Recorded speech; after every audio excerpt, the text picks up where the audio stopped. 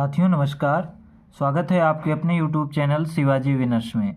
आज हम पढ़ रहे हैं क्लास 10th की मैथमेटिक्स चैप्टर नंबर 3 और चैप्टर नंबर 3 का प्रश्नावली 3.3 है और इससे पहले वाली सभी एक्सरसाइज हमने पढ़ ली हैं और इस एक्सरसाइज का आज हम पूरा सलूशन देखेंगे, यानी पूरी एक्सरसाइज लगाएंगे। तो चलिए देखते हैं हमारा क्वेश्चन नंबर 1 क्या कहता है। क्वेश्चन नंबर 1 कहता है कि निम्न समीकरणों के युग्म को विलोपन विधि तथा प्रतिस्थापन विधि से हल कीजिए। कौन सी विधि अधिक उपयुक्त है ये भी बताना है।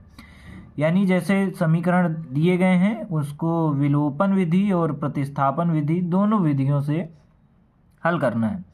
इससे पहले वाली एक्सरसाइज यानी कि 3.2 जो थी उसमें हमने प्रतिस्थापन विधि से समीकरणों को हल करना सीखा था और इस एक्सरसाइज में प्रतिस्थापन विधि के साथ साथ विलोपन विधि दोनों विधियों से इनका हल ज्ञात करना है और बताना है कि कौन सी विधि आपको अधिक अच्छी लगी। तो चलिए देखते हैं और समझते हैं प्रतिस्थापन विधि और विलोपन विधि के बारे में। तो सर्वप्रथम हम इसको लगाते हैं विलोपन विधि से, और प्रतिस्थापन विधि तो आपने पिछले वाली एक्सरसाइज में पढ़ी हुई है, लेकिन हम दोनों को पढ़ेंगे। और सबसे पहले विलोपन विधि लिखा है कि पहले विलोपन विधि फिर प्रतिस्थापन विधि से हल करिए। तो पहले विलोपन विधि से हल करते हैं, तो हल करके देखते हैं। यहाँ पर लिख देते हैं हम कौन सी विधि से सवाल को हल कर रहे हैं, विलोपन विधि से। तो यहाँ पर हम लिख देंगे ताकि मालूम चलता रहे कि कौन सी विधि से हल किया जा रहा है। विलोपन विधि, कौन सी विधि से हम हल करेंगे, विलोपन विधि से हल करेंगे इन समीकरणों को। तो बेटा जो समीकरण कौन कौन से दिए गए हैं, पहला समीकरण दिया गया है x + y = 5। ये समीकरण हमारा 1 हो गया और ये हो गया हमारा समीकरण नंबर 1 हो गया। अगला समीकरण हमारा दिया गया है 2x - 3y = 4। इसका नाम हमने रखा और कहा कि ये है हमारा समीकरण नंबर 2। इस प्रकार से हमने समझ लिया। अब हमको विलोपन विधि से हल करना है। विलोपन का मतलब होता है x और y में किसी एक पद को ख़त्म कर दिया जाता है। या तो x को कर लीजिए या तो y को कर लीजिए। और जिस पद को हम ख़त्म करना चाहते हैं तो उसके लिए शर्त ये होती है कि पहले समीकरण में भी और दूसरे समीकरण में भी अगर हम x को ख़त्म करना चाहते हैं तो इधर x है तो इधर भी x होना चाहिए, या फिर इधर 2x है तो इधर 2x होना चाहिए। यानी दोनों जगह बराबर होना चाहिए। जिस भी पद को हम ख़त्म करना चाहते हैं तो ही ख़त्म होगा। लेकिन हम देख रहे हैं इधर केवल x है, केवल y है बराबर 5 है। इधर 2x है माइनस का 3y है बराबर 4 है। x केवल है, अकेला है, y अकेला है। इधर x के साथ 2 लगा है, y के साथ 3 लगा है। कोई भी सेम नहीं है, यानी एक जैसा नहीं है, तो हम इसको एक जैसा बना लेते हैं। तो इस पर हमारे पास इस सवाल विलोपन विधि से लगाने पर इस बात की स्वतंत्रता होती है कि हम चाहें तो x के पद को बराबर कर सकते हैं और चाहें तो y के पद को। तो चलिए हम y के पद को बराबर करके हल करते हैं। y के पद को बराबर कैसे किया जा सकता है, इधर तो y है, इधर 3y है, तो यहाँ पर भी 3y हमको लाना पड़ेगा। 3y कैसे आ सकता है, अगर इस पूरे समीकरण में हम 3 का गुणा करा दें तो ये 3y हो जाएगा और ये भी 3y सेम हो जाएगा। तो एक पद का विलोपन कर देंगे और विलोपन विधि से हल कर देंगे। तो चलिए करके देखते हैं। तो इस समीकरण में हम 3 का गुणा कर देंगे, इसमें लिख देंगे गुणे 3।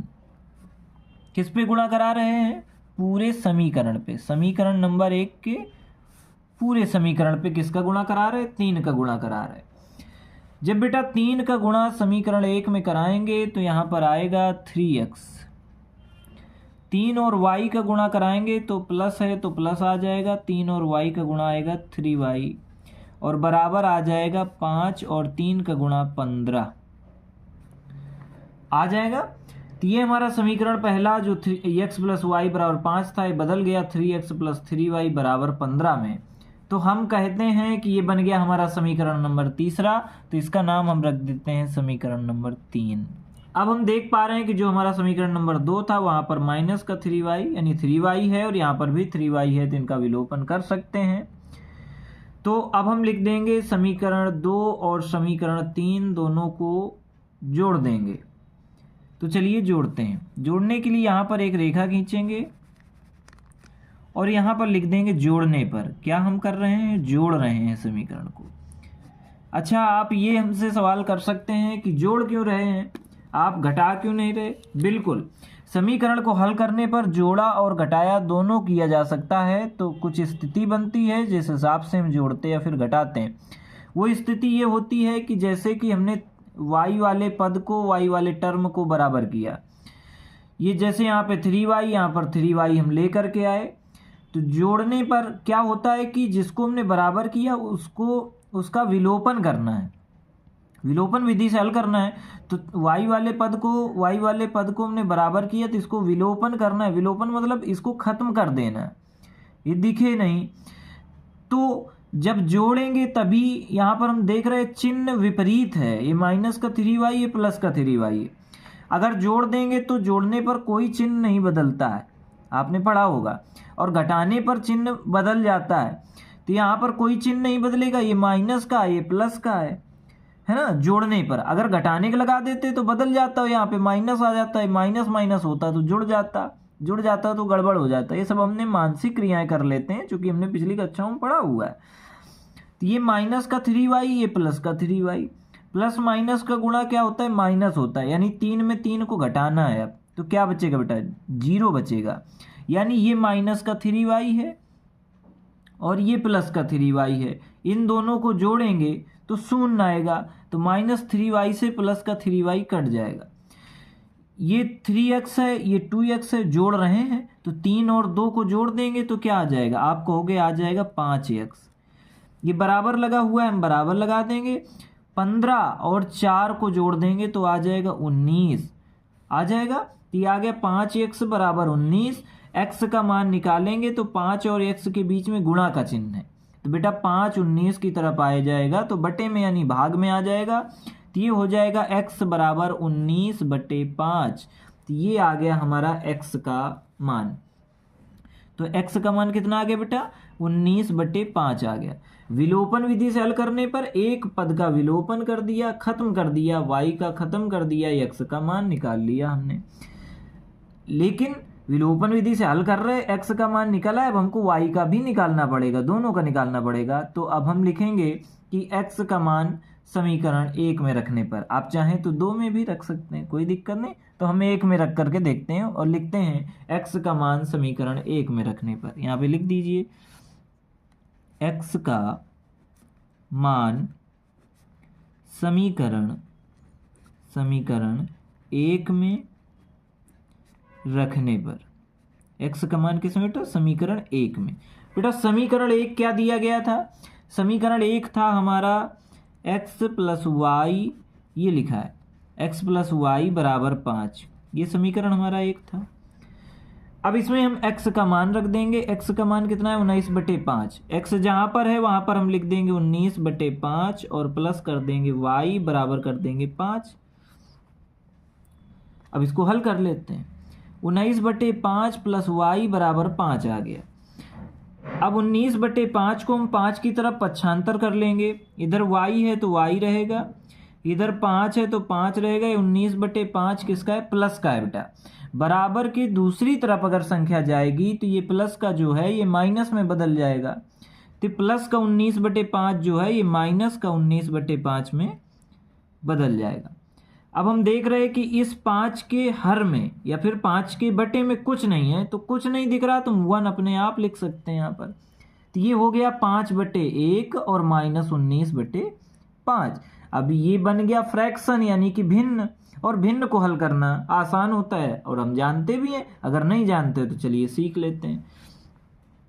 y लिखा है, y लिख दीजिए। हर बराबर नहीं है तो हर का लेना पड़ेगा लासा यानी एलसीएम, तो आएगा बेटा 5। 5/1 लिखा है यानी इसका हर 1 है, 1 का भाग दे देंगे 5 में तो क्या आएगा? 5 आएगा। 1 का भाग 5 में देंगे 5 आया, जो आया उसका गुणा 5 में तो 5 आया, 5 का गुणा 5 में तो आया 25। 5 का भाग 5 में दिया तो बेटा क्या आया? 1 आया, 1 का गुणा 19 में कराया तो क्या आया? 19 ही आ गया। तो बेटा 25 में 19 को घटाया तो क्या बचेगा 6 और 6/5, यानी कि क्या हुआ y का मान आ गया 6/5। तो इस प्रकार से y का मान हमको कितना मिल गया 6/5, जो कि ये लिखा हुआ है, और x का मान हमको ऊपर मिल गया था 19/5। इस प्रकार से हमने विलोपन विधि से x और y का मान ज्ञात किया। ये थी हमारी विलोपन विधि। अब हम देखते हैं अपनी अगली विधि जिसको कहते हैं प्रतिस्थापन विधि। तो चलिए अब देखते हैं प्रतिस्थापन विधि से इन्हीं दोनों यही समीकरणों को हल करते हैं जिनको अभी हमने विलोपन विधि से किया था। तो हमारे दो समीकरण दिए गए हैं, एक है x + y = 5 और ये है हमारा समीकरण नंबर 1। अगला दिया है 2x - 3y = 4 और ये है हमारा समीकरण नंबर 2। तो सर्वप्रथम हम समीकरण 1 से x का मान ज्ञात करते हैं। हम यहाँ पर लिखेंगे समीकरण 1 से, किससे बेटा, समीकरण 1 से। समीकरण 1 हमारा क्या दिया गया था, x + y = 5। तो x का मान निकालना है तो y को उस तरफ पक्षांतर कर लेंगे, तो x बराबर आ जाएगा 5 और इधर प्लस का y उधर माइनस का, तो x बराबर आ गया 5 - y, ये आ गया x का मान। अब इस x के मान को हम समीकरण 2 में रख देंगे तो y का मान निकाल लेंगे। अब हम लिखेंगे x का मान समीकरण 2 में रखने पर, x का मान किसमें बेटा, समीकरण 2 में रखने पर। समीकरण 2 हमारा क्या है, समीकरण 2 है हमारा 2x - 3y = 4, है ना। अब 2 है तो 2 लिख दीजिए, x का मान है 5 - y, उसको लिख दीजिए, -3y है लिख दीजिए, बराबर 4 है तो बराबर 4 लिख दीजिए। अब आगे हल कर लेंगे इसको। 2 का गुणा ब्रैकेट के अंदर कराएंगे तो 2 और 5 का गुणा आएगा 10, 2 और y का आएगा 2y, माइनस का चिन्ह था, माइनस का चिन्ह लगा दिया, -3y है लिख दीजिए, बराबर 4 यानी 4 है तो लिख दीजिए। 10 - 2 - 3 यानी माइनस का 5y है, बराबर 4 है लिख दीजिए। -5y है लिख दीजिए, 10 को उधर पक्षांतर करके ले जाइए, इधर प्लस का 10 है तो उधर माइनस का 10 हो जाएगा। अब ये माइनस का 10 हो गया। अब -5y, 4 में अगर -10 कर देंगे तो क्या बचेगा, माइनस का 6 बचेगा, ये माइनस से ये माइनस खत्म, तो y बराबर बेटा क्या है 6/5 है, ये आ गया हमारा y का मान आ गया। तो हमने प्रतिस्थापन विधि से हल करते हुए y का मान ज्ञात किया। अब इस y के मान को हम समीकरण 1 में रख दें तो x का मान ज्ञात कर सकते हैं। तो चलिए रख करके देखते हैं। लिखेंगे y का मान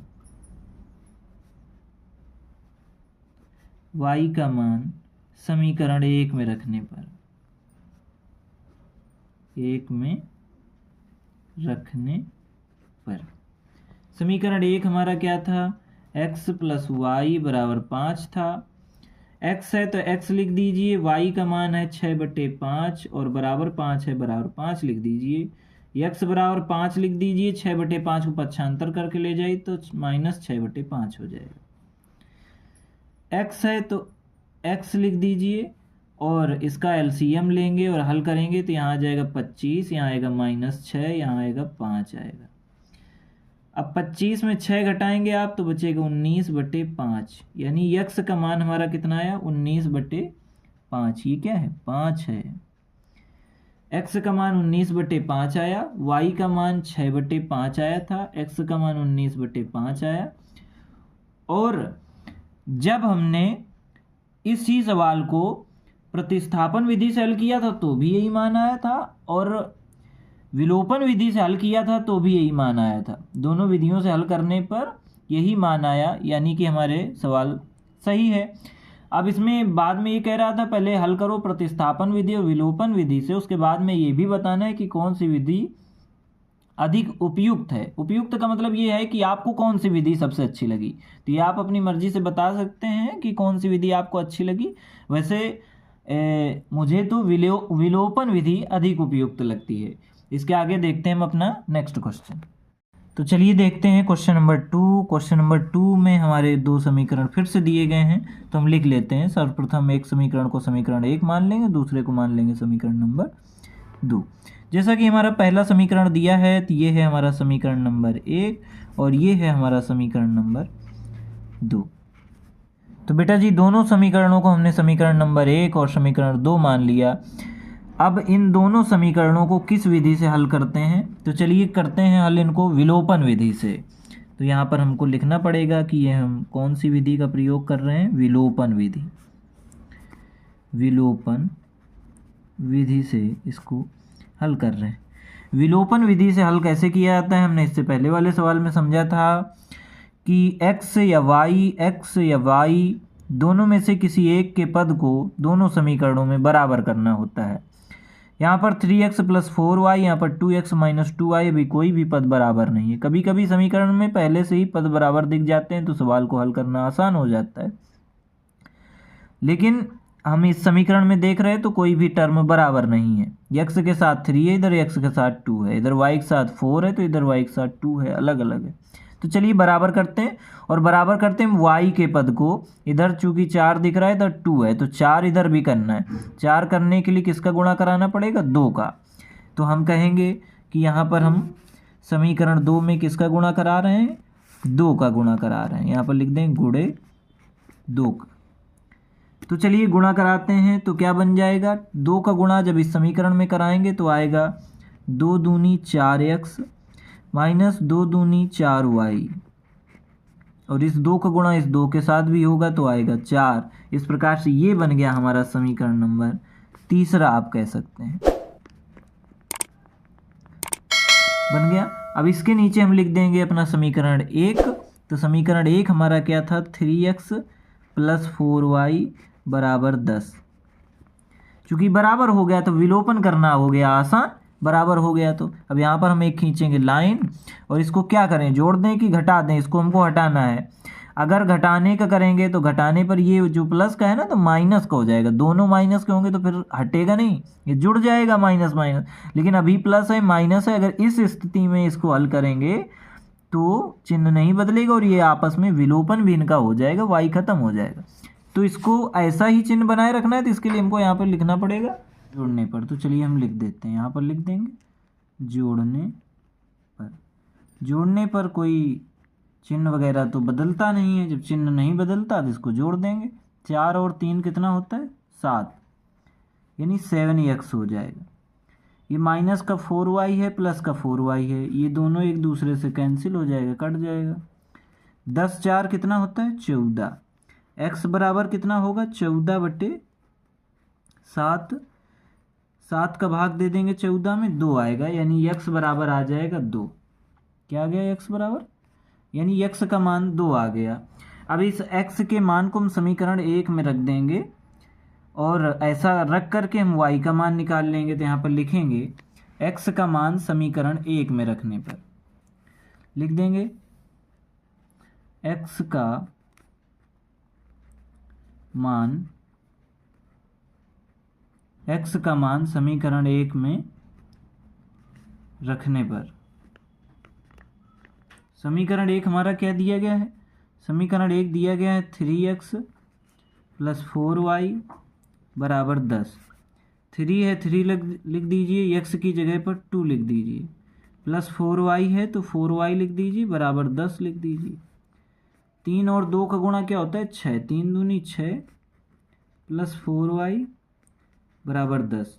तो 4y बराबर क्या हो जाएगा, 10 - 6, -6 क्यों, इधर प्लस का 6 था, इधर आ गया तो माइनस का 6। 4y, तो 10 में 6 घटा दिया, क्या हो जाए 4। y बराबर आ गया 4/4, इधर गुणा था ना तो इधर आएगा भाग हो जाएगा, 4 से 4 कट गया, y बराबर आ गया 1। तो इस प्रकार से हमको y का मान 1 और x का मान 2 प्राप्त हुआ और विलोपन विधि से हमने हल किया। अब इन्हीं दोनों समीकरणों को प्रतिस्थापन विधि से हल करते हैं।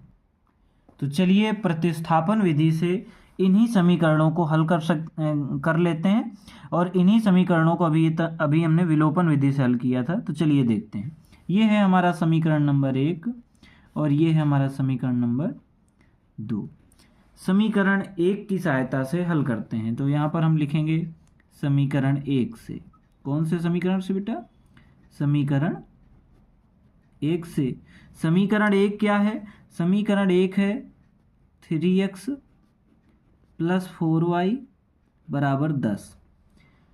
इस समीकरण से हम x का मान ज्ञात कर लेते हैं। तो 3x बराबर आ जाएगा 10 - 4y हो जाएगा। अब x का मान निकालना है तो 10 - 4y और बटे में कितना आ जाएगा 3। इधर x गुणा में था, इधर आ गया भाग में, यानी बटे में मतलब भाग में। तो समीकरण 1 से हमने x का मान निकाला। अब इस x के मान को हम समीकरण नंबर 2 में रख देते हैं। तो चलिए रख करके देखते हैं। हम लिखेंगे समीकरण 2 से। किसकी सहायता लेंगे? अब हम सहायता लेंगे समीकरण 2 से। समीकरण 2 क्या है? समीकरण 2 दिया गया है 2x - 2y = 2। इस पर हमको x का मान रखना है, तो यहाँ पर 2 है, लिख दीजिए। x का मान कितना था? 10 - 4y/3। ये दिया गया है x का मान। और माइनस का 2i, तो माइनस का 2i लिख दीजिए, बराबर 2 है तो 2 लिख दीजिए।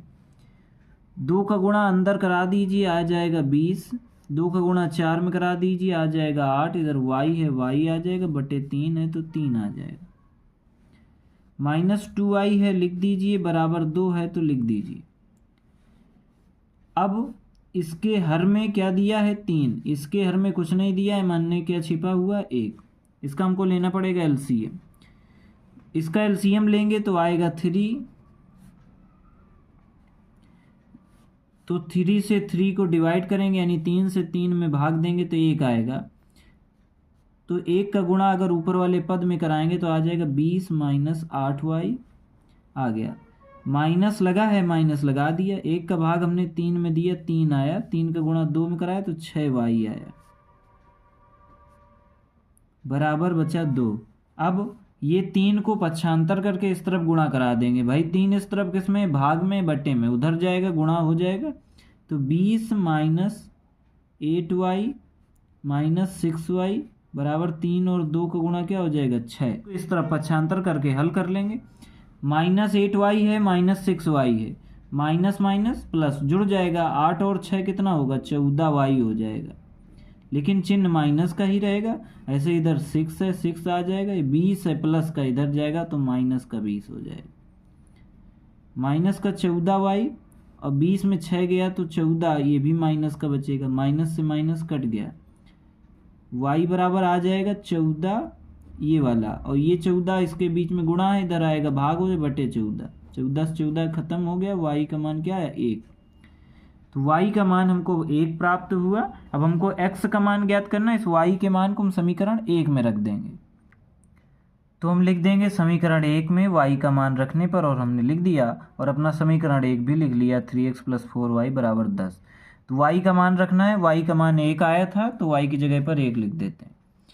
3x है, लिख दीजिए, +4 है, लिख दीजिए। y का मान 1 था तो 4 और y के बीच में कौन सा चिन्ह है? गुणा का। इधर 1 लिख देंगे, बराबर 10 लिख देंगे।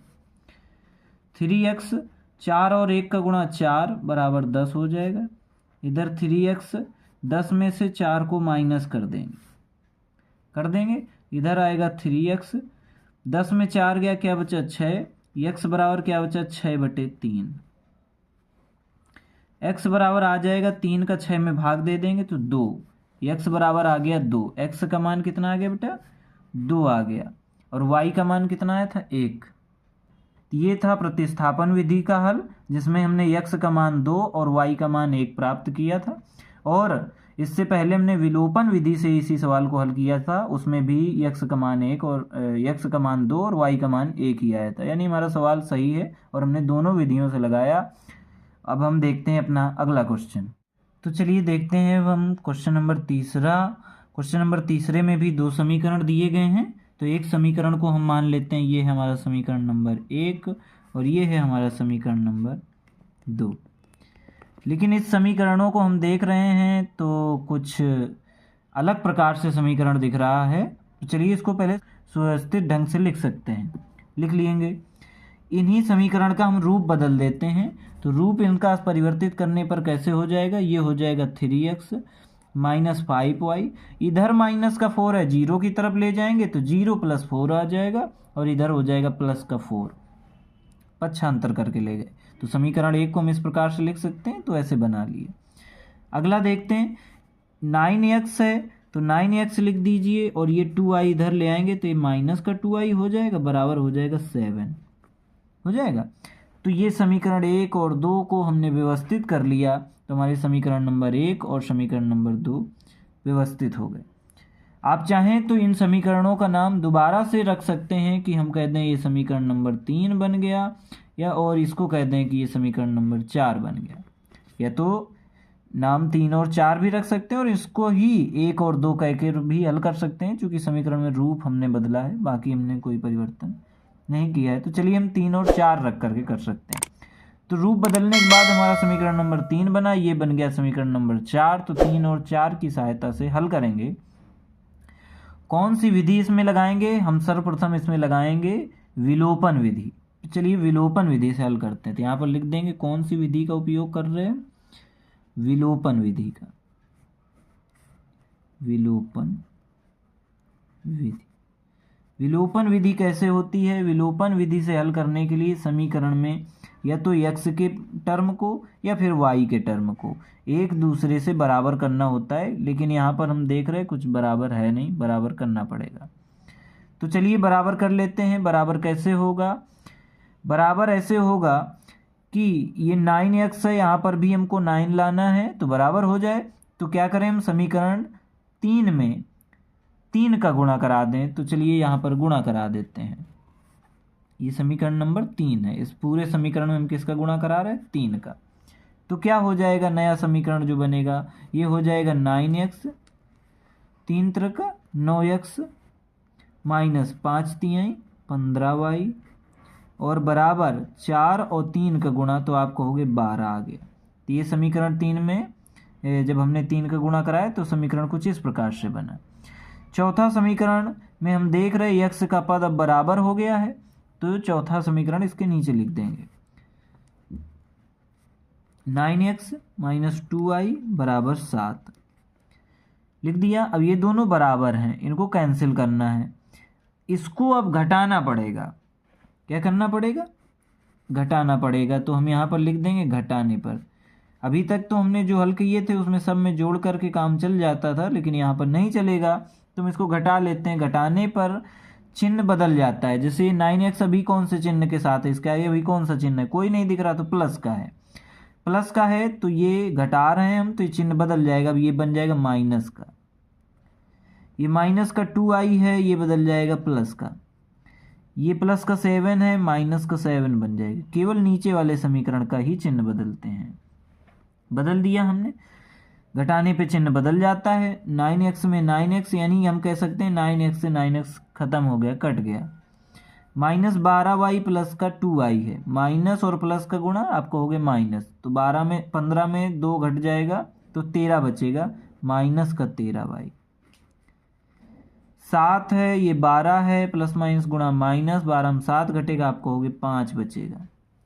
y का मान आएगा माइनस 5/13।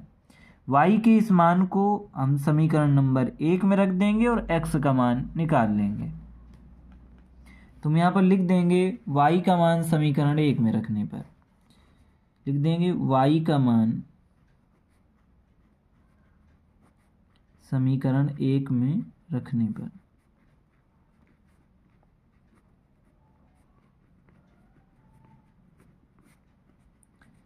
समीकरण 1 क्या है, समीकरण 1 है हमारा बेटा 3x माइनस 5y बराबर 4।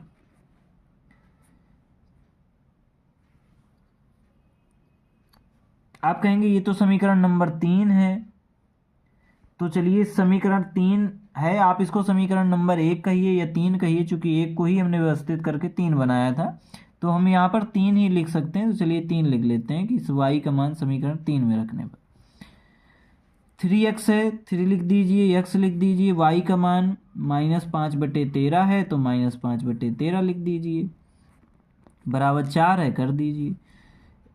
इधर 3x आ जाएगा और -5 का गुणा हो जाएगा तो प्लस का 25 आ जाएगा। 25 और माइनस माइनस प्लस, तो 25/13 और बराबर आ जाएगा 4।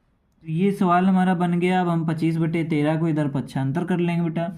इधर 3x है तो 3x लिख दीजिए, इधर 4 है 4 लिख दीजिए, माइनस लगाइए। ये प्लस का 25/13 है तो माइनस का 25/13 हो जाएगा। 3x लिख दीजिए, 13 4 का गुणा हो जाएगा, 13 चौके 52 माइनस 25 हो जाएगा बटे 13 हो जाएगा।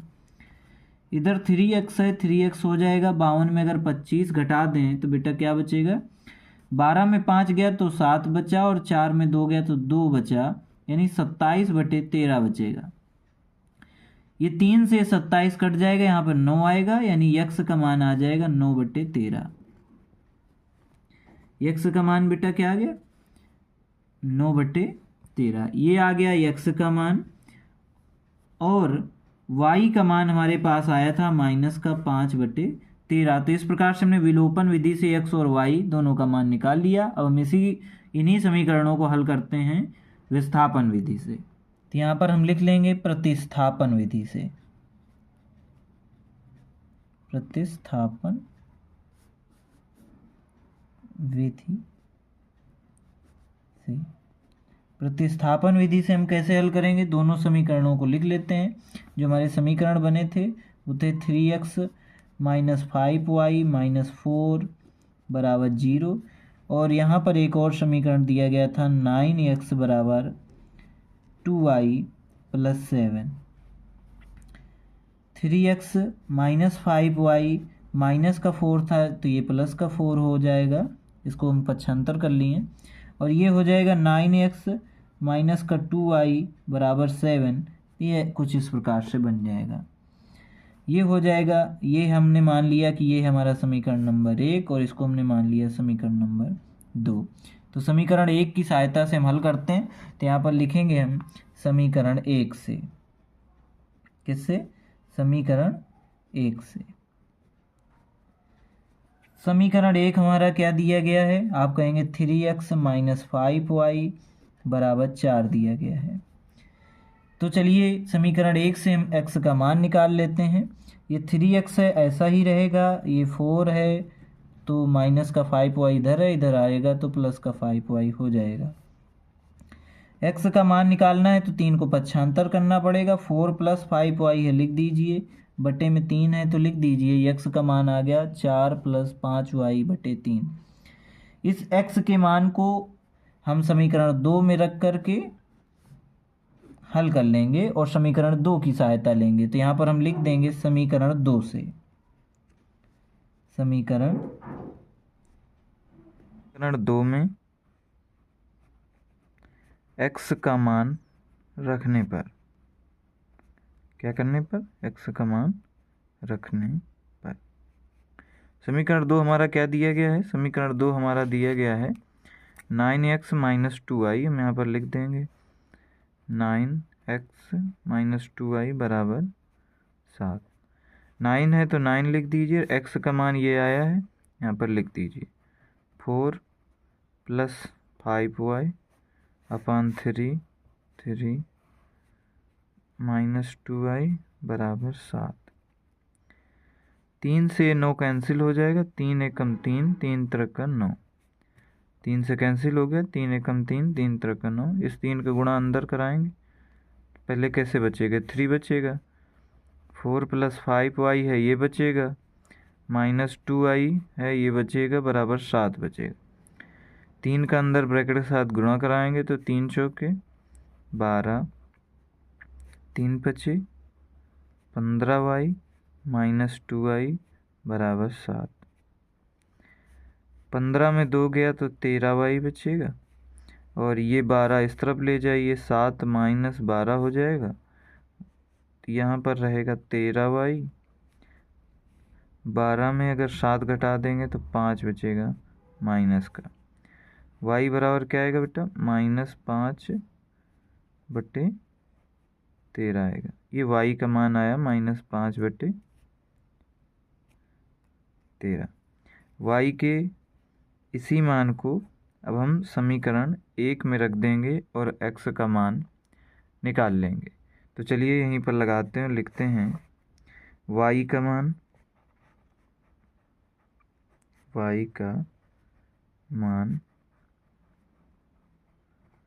समीकरण 1 में रखने पर समीकरण 1 क्या दिया गया है हमारा? समीकरण 1 हमारा दिया गया है 3x माइनस 5y बराबर 4। 3 है, x है, -5 है, y का मान आया -5/13, लिख दो -5/13 बराबर लिख दो 4। 3x है, 3x -5 और -5 का गुणा प्लस का 25/13, इधर हो गया 4। 3x बराबर, इसको पक्षांतर करके ले जाएंगे, आ जाएगा 4 - 25/13। अब इसको हल करेंगे जब तो आएगा, इसको हल कर रहे हैं, आएगा 13 चौको 52 -25/13 आएगा। जब लासा लेंगे और भाग करेंगे तो इस प्रकार से होगा। तो 3x बराबर बचेगा, 52 में 25 घटा देंगे तो 2 में 5 गया तो 7, इधर 4 था, 4 में 2 गया 2, 27/13 बचेगा। 3 से 27 काट देंगे 9 आएगा, यानी x का मान आएगा 9/13। तो इस प्रकार से x का मान कितना आ गया 9/13 और y का मान आया था -5/13। जब हमने विलोपन विधि से हल किया था तो भी y का मान -5/13 आया था और x का मान भी 9/13 आया था। ये देखिए हमने 3 लिख दिया है, फिर 13 लिखना है। इस प्रकार से हमने इस सवाल को भी विलोपन विधि और प्रतिस्थापन विधि दोनों विधियों से हल किया। अब हम देखते हैं अपना नेक्स्ट क्वेश्चन। तो चलिए देखते हैं अब क्वेश्चन नंबर 4। हमारा क्वेश्चन नंबर 4 में भी 2 समीकरण दिए गए हैं। जैसा कि एक समीकरण दिया गया है कुछ इस प्रकार से दिया है, x/2 + 2y/3 = 1। इस समीकरण को हम कुछ व्यवस्थित करके लिख लेते हैं। इसके लिए हमको लेना पड़ेगा एलसीएम, 3 और 2 का लासा या फिर एलसीएम लेंगे तो क्या आएगा बेटा 6 आएगा। 2 से 6 को डिवाइड करेंगे 3 आएगा, 3 और x का गुणा कराएंगे तो 3x आ जाएगा। इस 3 से 6 को डिवाइड करेंगे 2 आ जाएगा, 2 और 2 का गुणा होगा तो 4y आ जाएगा, इधर आएगा 1, इधर 1 आ गया। लेकिन हम देख रहे इधर समीकरण माइनस का 1 दिया गया है तो इधर -1 इधर भी लगेगा और -1 इधर भी लगेगा। अब 6 को इधर पक्षांतर करेंगे तो इधर आ जाएगा 3x + 4y। 6 का 1 के साथ जब गुणा होगा, चूँकि इधर बटे में है यानी भाग है, इधर जाए तो गुणा होगा ही होगा, तो 6 और 1 का गुणा 6 होगा और -6 बचेगा। तो इस प्रकार से ये हो गया हमारा समीकरण नंबर 1।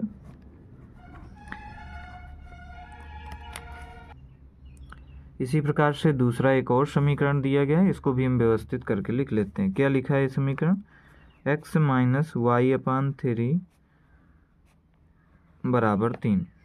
इसमें x के बटे में कुछ नहीं है तो हम जानते हैं जहाँ कुछ नहीं होता वहाँ 1 होता है। तो 1 और 3 का लेंगे हम एलसीएम या फिर लासा, तो क्या आएगा 3 आएगा। 1 का भाग 3 में देंगे 3 आएगा, 3 का गुणा x में कराएंगे तो 3x आ जाएगा।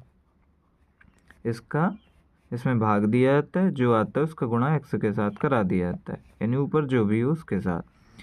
इधर 3 है, इधर भी 3 है, 3 का 3 में भाग देंगे 1 आएगा, 1 का गुणा y में कराएंगे तो y आएगा, बराबर 3 है तो 3 लिख देंगे। पक्षांतर करके 3 को इस तरफ ले जाएंगे, इधर बटे में 3 है यानी भाग में है, इधर जाएगा तो गुणा में हो जाएगा। 3x - y बराबर 3 का 3 में गुणा कराएंगे 9 आ जाएगा। इस प्रकार से ये बन गया हमारा समीकरण नंबर 2। इसमें हम लिख देंगे ये हमारा समीकरण नंबर 2। अब इन दोनों समीकरणों की सहायता से हम विलोपन विधि प्रतिस्थापन विधि से हल कर लेंगे। तो चलिए विलोपन विधि से हल करते हैं। हमने भी अपने समीकरणों को व्यवस्थित किया था तो हमारा समीकरण नंबर ये आया था, समीकरण नंबर 1 ये आया था 3x + 4y बराबर -6, तो हमने लिख लिया। और दूसरा समीकरण को जिसको व्यवस्थित किया तो वो आया था 3x - y बराबर 9, तो इसको भी यहाँ पर लिख लेंगे। 3x माइनस वाई बराबर 9। और ये है हमारा समीकरण नंबर 1 और ये है हमारा समीकरण नंबर 2। विलोपन विधि से हल करना है तो x या y में दोनों में से किसी एक पद को दोनों समीकरणों में बराबर करना पड़ेगा। इधर 4y है, इधर भी 4y, अगर हो जाए तो सवाल हमारा आसान हो जाएगा। लेकिन हम इसमें देख रहे हैं पहले से ही 3x और 3x बराबर हैं, तो अब हमको यहाँ पर बराबर करने की कोई आवश्यकता नहीं, चूँकि एक बराबर होना ज़रूरी होता है। तो x का पद यानी 3x जो है, इस पर भी 3x दोनों बराबर हैं, तो हम इसको बिना मल्टीप्लाई कराए ही हल कर देंगे। कैसे कर देंगे देखते हैं। समीकरण एक में समीकरण 2 को घटा देंगे, यानी यहाँ पर लाइन खींचेंगे और यहाँ पर लिख देंगे घटाने पर। क्या करने पर? घटाने पर। घटाने पर चिन्ह बदल जाता है, ये प्लस का 3x माइनस का हो जाएगा, माइनस का y है तो प्लस का y हो जाएगा, ये प्लस का 9 है तो माइनस का 9 हो जाएगा। चिन्ह बदल गया, प्लस का 3x माइनस का 3x, ये दोनों एक दूसरे से कैंसिल हो गए। ये प्लस का 4y, ये प्लस का y है, तो 4 और 1 कितना होता है? 5। यहाँ पर हो गया 5y। ये 4 था, इसके आगे कुछ नहीं था, 1 था, 4 और 1 5y बराबर माइनस का 9 माइनस का 6, माइनस माइनस का गुणा क्या होता है? प्लस, जुड़ जाएगा। 9 6 कितना होता है? 15, लेकिन चिन्ह आएगा माइनस का। 5 से 15 को काट देंगे, 5 3 15, y बराबर आएगा माइनस का 3। तो इस प्रकार से y का मान माइनस का 3 हमको मिल गया। अब y के मान माइनस 3 को हम समीकरण 2 में रख देंगे। लिखेंगे y का मान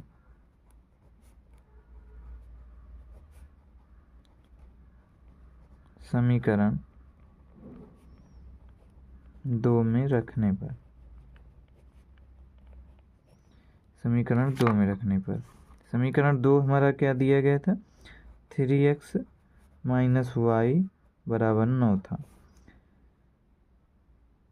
3x y का मान माइनस का 3 था, तो माइनस 3 लिख दीजिए, इधर 9 लिख दीजिए।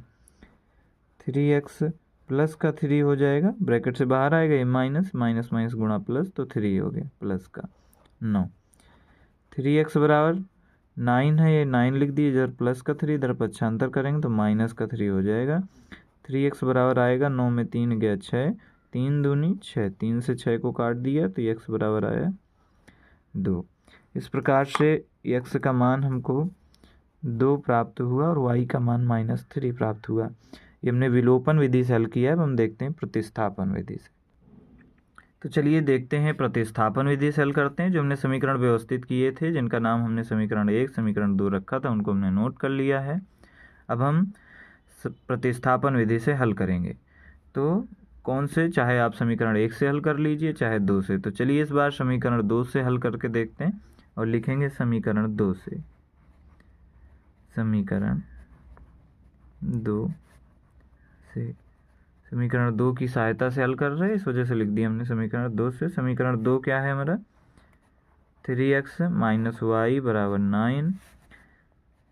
तो y का मान निकालेंगे, माइनस वाई इधर रहेगा, इधर हो जाएगा 9, 3x इधर प्लस का, इधर आएगा माइनस का 3x।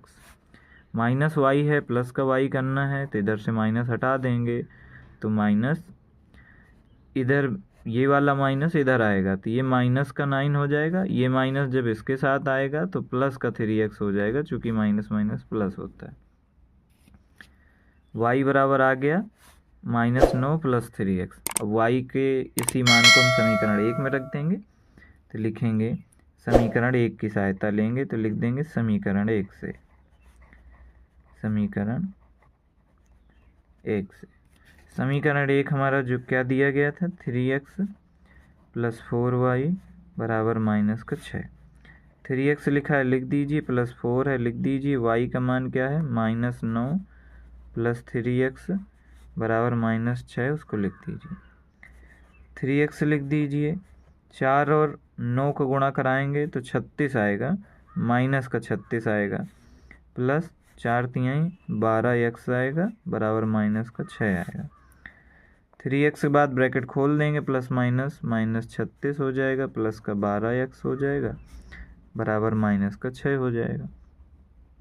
ये 3x है, 12x है, 12 3 15x हो जाएगा। यहाँ पर -36 को उस तरफ पक्षांतर कर लें, -6 तो प्लस का 36 हो जाए, माइनस का था उधर प्लस का हो गया, 15x हो गया। और 36 -6 प्लस का 36 -6 प्लस माइनस गुणा माइनस, तो 36 में 6 घट जाएगा, 30 बचेगा प्लस का, 15 से 30 कट जाएगा, 15 दूनी 30, तो x बराबर क्या आएगा, x बराबर आएगा 2। तो इस प्रकार से हमने x का मान निकाल लिया। अब x के इस मान को अगर हम समीकरण 1 में रख दें या फिर समीकरण 2 में रख दें तो फिर y का मान हमको मिल जाएगा। तो चलिए समीकरण 2 में रखते हैं। हम लिखेंगे समीकरण 2 में x का मान रखने पर, समीकरण 2 में x का मान रखने पर, समीकरण 2 क्या दिया गया है बेटा, समीकरण 2 दिया गया है हमारा 3x - y बराबर 9। 3 और x के बीच में कौन सा चिन्ह लगाएंगे हम, गुणा का। x का मान 2 था, 2 लिख देंगे, -y बराबर 9 है तो 9 लिख देंगे। 3 दूनी कितना होता है 6, -y बराबर 9, -y बराबर 9, और ये 6 को इधर ले जाएं तो माइनस का 6 हो जाएगा, तो -y बराबर हो जाएगा 9 में 6 घटाया तो 3 बचा। इस माइनस को इस तरफ ले जाएंगे तो y, इस माइनस को इस तरफ ले जाएंगे तो y बराबर हो जाएगा -3। तो इस प्रकार से हमने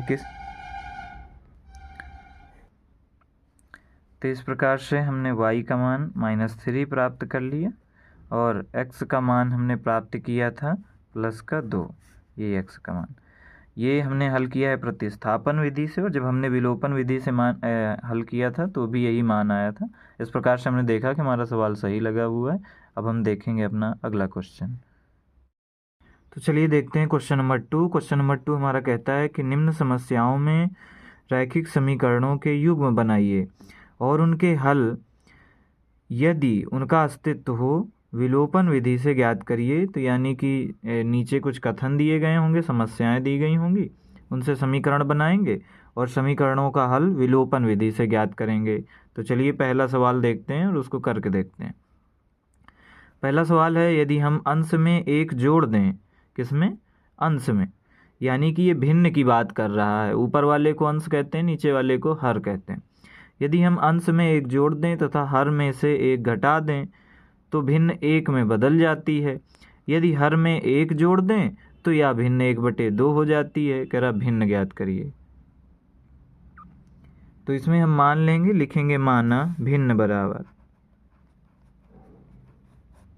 भिन्न आपने पढ़ी होगी, फ्रैक्शन जिसको कहते हैं, माना भिन्न बराबर x/y। ये भिन्न है। ऊपर वाले को क्या कहते हैं, अंश, नीचे वाले को कहते हैं हर, है ना। ऊपर वाले को न्यूमरेटर, नीचे वाले को डिनोमिनेटर। अब प्रथम शर्त के अनुसार क्या कहता है, तो यहाँ पर लिख देंगे फर्स्ट शर्त। पहली शर्त के अनुसार सवाल क्या कहता है, कहता है यदि हम अंश में 1 जोड़ दें, हर में से 1 घटा दें। तो चलिए कर देते हैं। x और y ये हमारी भिन्न है। कह रहा है अंश में 1 जोड़ दें, ऊपर वाला अंश होता है, इसमें 1 जोड़ दो। फिर कह रहा है हर में 1 घटा दें, हर नीचे वाला होता है, इसमें 1 घटा दो। तो कह रहा है भिन्न 1 में बदल जाती है। तो भिन्न किस में बदल गई, 1 में बदल गई। इसको चलिए कुछ व्यवस्थित करके लिख लेते हैं। व्यवस्थित करने का मतलब है कि इसको y-1 जो बटे में है, y-1 जो बटे में, इसको इस तरफ ले चलते हैं। x+1 और y-1 के बीच में कौन सा चिन्ह है, बटे का, यानी भाग का। इसको इस तरफ ले जाएंगे तो क्या हो जाएगा, गुणा का। तो इधर x+1 है और y-1 जब इधर आएगा तो इधर हो जाएगा 1 से गुणा होगा। तो 1 से गुणा जिसका होता है वही आ जाता है, तो y-1 हो जाएगा।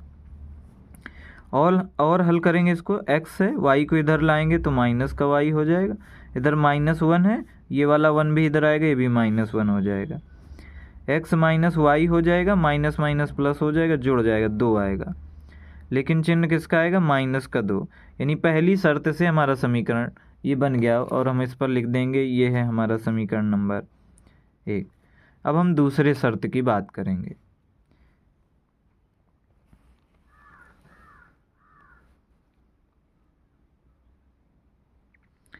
अब हम यहाँ पर लिखेंगे सेकेंड शर्त। सेकेंड शर्त माने दूसरी बात। सवाल क्या कह रहा था हमसे?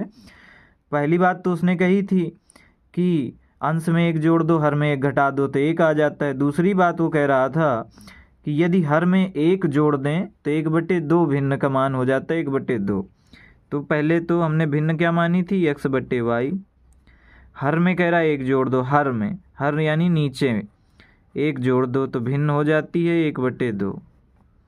हो गया।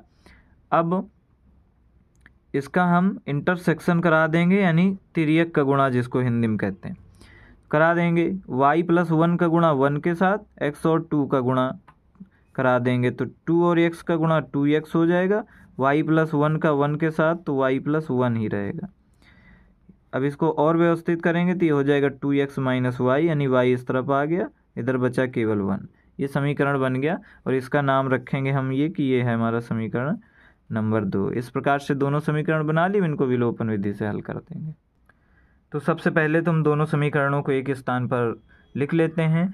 समीकरण 1 हमारा आया था x - y बराबर -2, और समीकरण 2 हमारा आया था 2x - y बराबर 1, है ना। ये था हमारा समीकरण नंबर 1 और ये था हमारा समीकरण नंबर 2। इन दोनों समीकरणों को हम क्या करेंगे? घटा देंगे।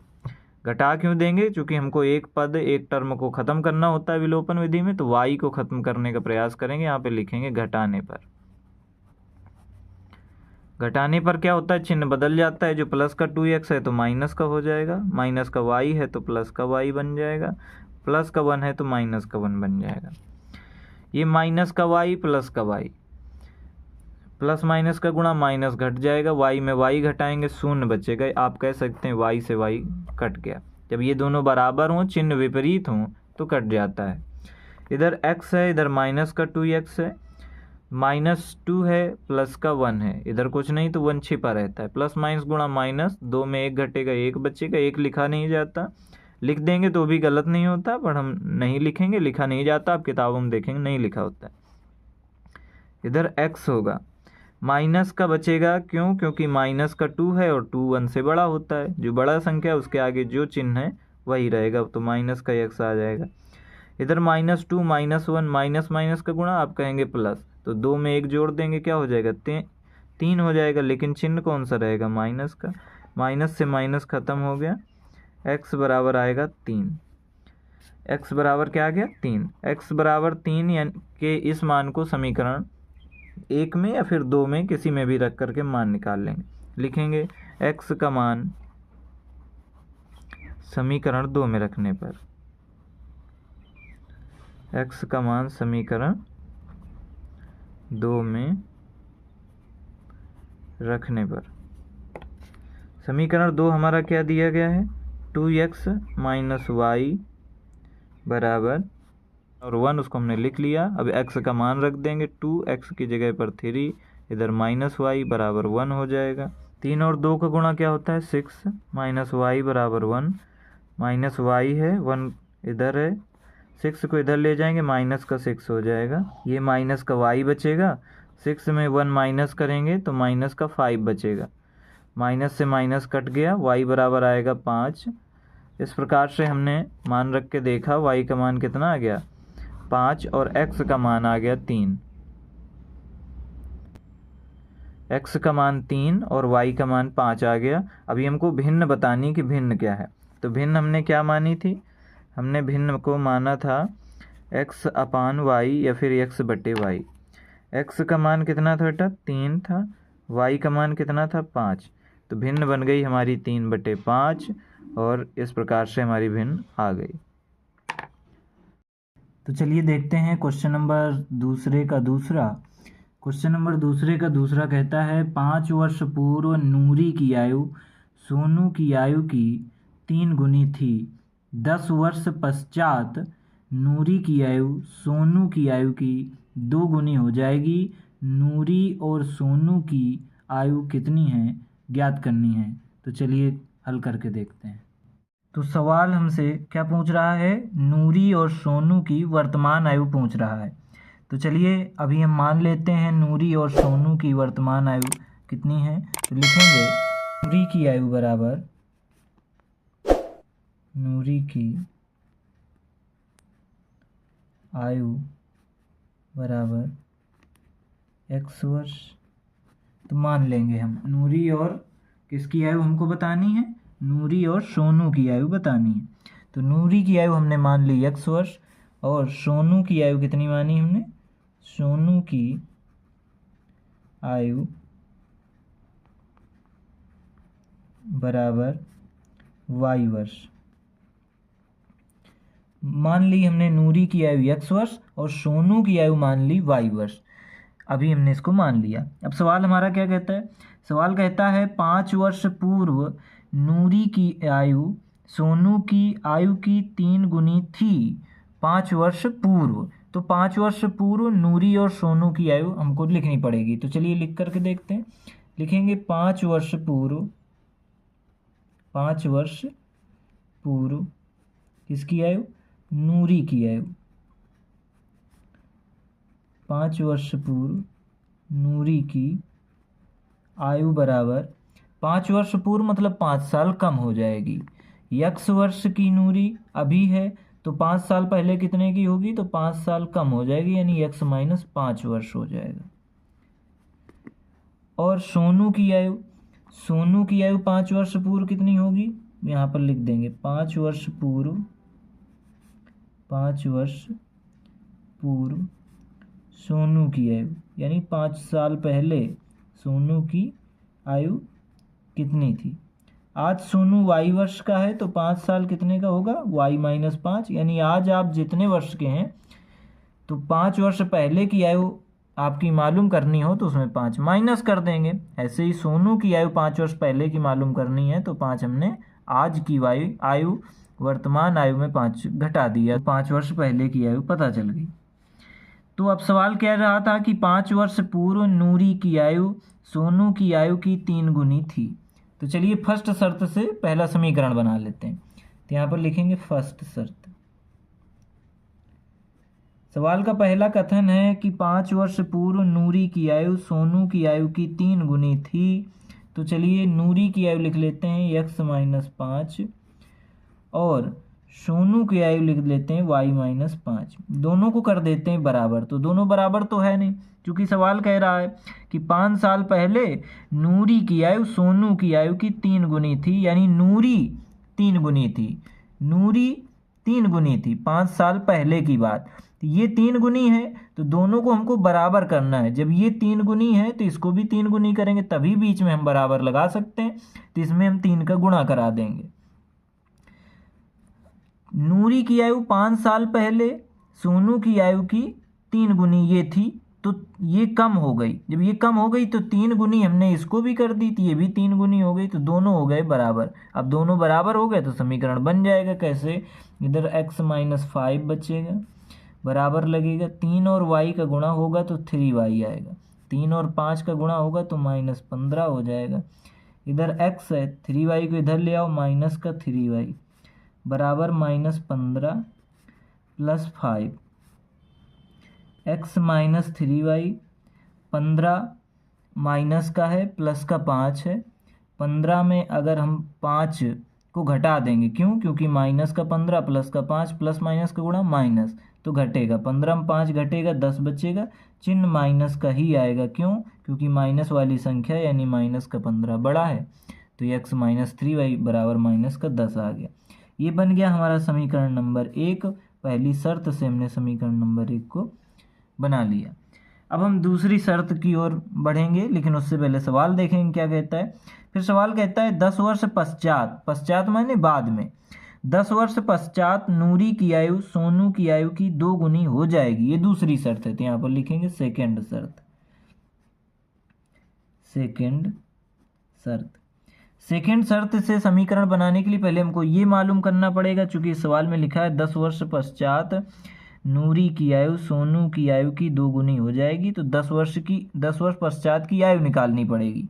तो हम लिखेंगे यहाँ पर 10 वर्ष पश्चात, 10 वर्ष पश्चात माने 10 साल बाद, 10 वर्ष पश्चात लिखना है। 10 वर्ष पश्चात नूरी की आयु, 10 वर्ष पश्चात नूरी की आयु कितनी हो जाएगी? आज से 10 साल बाद आपकी आयु कितनी हो जाएगी? तो जितने वर्ष के आज आप हैं उसमें 10 जोड़ दीजिए, x + 10 कर दीजिए। किसी भी व्यक्ति की आज के 10 साल बाद की आयु पता करनी तो उस पर हम 10 जोड़ देंगे, आसान सा है।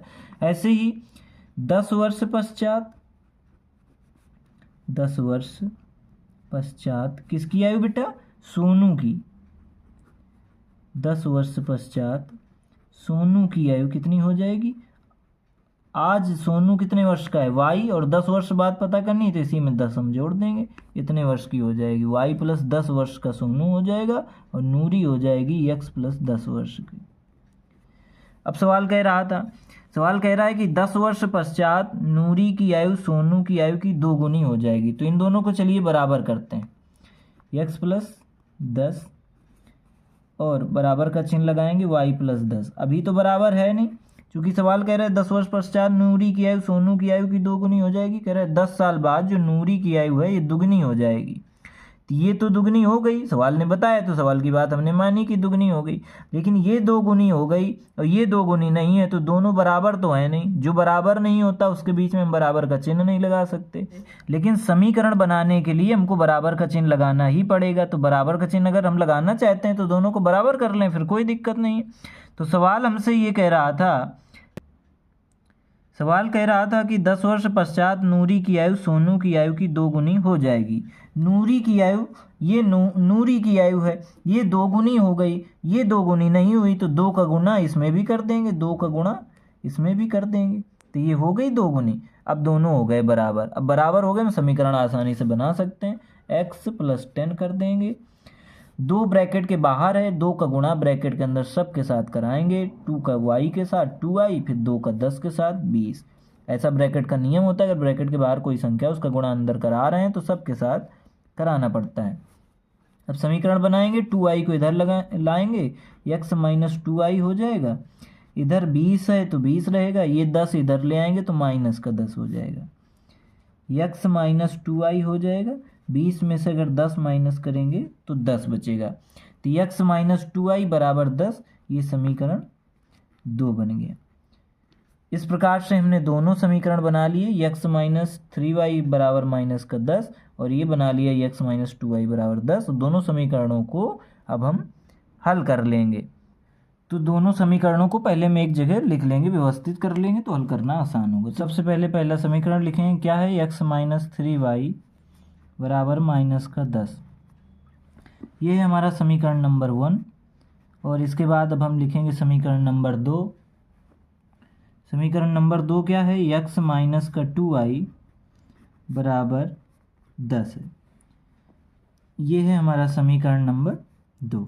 इसमें हम समीकरण नंबर 2 डाल दें। और सवाल में सबसे पहले ये भी कहा गया था कि ये सभी सवालों को हमको विलोपन विधि से हल करना है। तो विलोपन विधि में एक पद बराबर होना चाहिए, या तो x का बराबर हो या तो फिर y का। तो हम x पे देख रहे हैं बराबर है पहले से ही, तो इस पर हमको कोई गुणा नहीं कराना पड़ेगा क्योंकि पहले से बराबर है। बस इसको हम यहाँ पर लिख देंगे घटाने पर, घटाएंगे और चिन्ह बदलेगा। आपने जानते हैं कि घटाने पर चिन्ह बदल जाते हैं। x प्लस का है माइनस का हो जाएगा, माइनस का 2i है तो प्लस का हो जाएगा, ये प्लस का 10 है तो माइनस का 10 हो जाएगा। घटाने पे चिन्ह बदल गया। अब घटाने पे चिन्ह बदल गया तो यहाँ पर हम लिख देंगे घटाने पर। अब घटाने पर लिख देने। अब इसके बाद ये x प्लस का, ये x माइनस का, एक प्लस का एक माइनस का, तो एक दूसरे से कैंसिल हो जाएगा, कट जाएगा। या आप ऐसा भी कह सकते हैं x से पहले कुछ नहीं तो 1 है, इससे पहले कुछ नहीं तो 1 है, प्लस माइनस गुणा माइनस, 1 में 1 गया कुछ नहीं बचा, ऐसे समझ लीजिए। चाहे का ये माइनस का x प्लस का x एक दूसरे से कट गया। माइनस का 3y है प्लस का 2y, प्लस माइनस का गुणा माइनस, घट जाएगा। 3 में 2 घटाएंगे 1 बचेगा। 1 बीजगणित में लिखा नहीं जाता तो 1 हम नहीं लिखेंगे, लिख देंगे तो भी गलत नहीं होगा। तो y केवल लिखेंगे और माइनस का y बचा तो माइनस का 1 y बचा, 1 छिपा हुआ है। माइनस क्यों बचा? क्योंकि माइनस का 3 है प्लस का 2 है ना, प्लस का 2 पहले माइनस का था लेकिन चिन्ह बदलने के बाद ये प्लस का हो गया। तो यहाँ पे माइनस का y लिखेंगे क्योंकि माइनस वाली संख्या बड़ी है। आगे बढ़ेंगे, बराबर लगाएंगे, माइनस माइनस क्या होता है प्लस, तो दोनों जुड़ जाएगा। 10 10 कितना होता है बेटा 20, और ये भी माइनस ये भी माइनस, माइनस माइनस प्लस हुआ तो जुड़ तो गया लेकिन चिन्ह माइनस का ही आएगा। ये माइनस से ये माइनस कैंसिल हो गया, कट गया, y बराबर आया 20। तो y बराबर क्या है बेटा, y बराबर आ गया 20। ये है y का मान, और y के मान को हम समीकरण 1 में रख करके x का मान ज्ञात कर लेंगे। y का मान समीकरण 1 में रखने पर y का मान समीकरण 1 में रखने पर, समीकरण 1 क्या था हमारा, x माइनस 3y बराबर माइनस का 10। x की जगह पर x रखेंगे, माइनस है तो माइनस लगाएंगे, 3 है तो 3 लगा देंगे। y का मान था 20 और इधर आ जाएगा माइनस का 10। x माइनस 20 तिहाई कितना होता है 60 बराबर माइनस का 10 हो जाएगा। x बराबर माइनस का 10 है, माइनस का 60 है, इधर प्लस का 60 हो जाएगा। x बराबर प्लस का 60 माइनस का 10, प्लस माइनस का गुणा क्या होता है माइनस, घट जाएगा। 60 में 10 घटाएंगे क्या बचेगा 50। x का मान आया हमारा 50, और x हमने किसकी उम्र मानी थी, नूरी की। ये हमने नूरी की आयु मानी थी, 50 वर्ष आया है ना। और y का मान हमारा क्या आया था, y का मान आया मिला था हमको 20, यानी 20 वर्ष। ये किसकी आयु थी, y बराबर 20 वर्ष आया, नहीं ये किसकी आयु है, ये है सोनू की आयु, सोनू की आयु है। इस प्रकार से हमने नूरी और सोनू दोनों की आयु निकाल ली। तो इस प्रकार से हमने इस सवाल में नूरी और सोनू की आयु ज्ञात कर ली। अब हम देखते हैं अपना अगला सवाल। तो चलिए देखते हैं क्वेश्चन नंबर दूसरे का तीसरा क्वेश्चन है। सवाल कहता है 2 अंकों की संख्या के अंकों का योग 9 है। 2 अंकों की एक संख्या है, अगर वो दोनों अंकों को जोड़ दिया जाए तो 9 प्राप्त होता है, ये कह रहा है सवाल।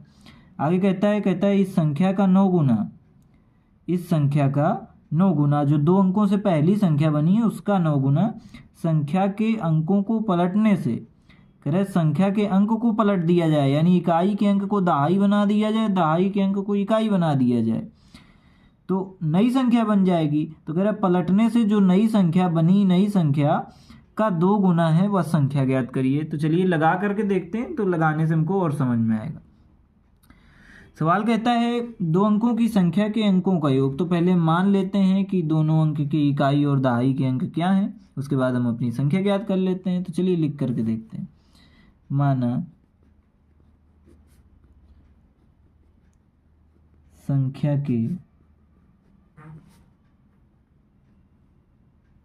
संख्या के इकाई का अंक बराबर x और दहाई का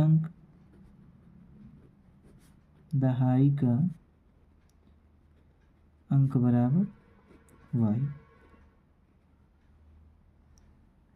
इकाई का अंक हमने मान लिया x, दहाई का अंक हमने मान लिया y। तो अब इकाई दहाई की मालूम हो गया, तो इसकी संख्या क्या बनेगी, तो हम लिखेंगे संख्या बन जाएगी हमारी, संख्या क्या बनेगी x प्लस 10y बनेगी। ये 10 कैसे आ गया, दहाई के अंक में 2 अंक होते हैं, दहाई के अंक में 10 से गुणा होता ही होता है। कैसे, जैसे ये लिखा हुआ है 34, जैसे ये लिखा हुआ है 34, 34 में इकाई का अंक क्या है 4 है, दहाई का अंक क्या है 3 है। अगर किसी ने हमको बता दिया कि इकाई का अंक 4 है, दहाई का अंक 3 है, तो संख्या बताइए। तो 4 में प्लस दहाई में कितने अंक होते हैं 10, 10 और 3 का गुणा करा दो, क्या हो जाएगा 10 और 3 का 30, और 30 और 4 जोड़ेंगे तो 34 आया कि नहीं आया।